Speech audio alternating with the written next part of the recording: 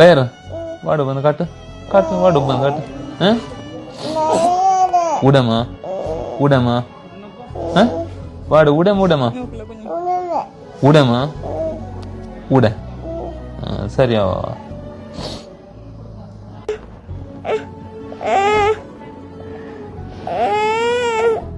2 വർഷം ആയിട്ട് രണ്ടിക്കിടാവ് liver problem തുടങ്ങിയിട്ട് 2 വർഷത്തിൽ ചുമ്മാ മറന്നാക്കിയ മുപ്പലാക്ക മുട്ട തീന്തു ಇದೆಲ್ಲ ನಂಗಮೇ ಇದಾಕಿರಿ ಇಪ್ಪ ಲಿವರ್ ಟ್ರಾನ್ಸ್ಪ್ಲಾಂಟಿಗೆ ಚಂದ್ರಾರು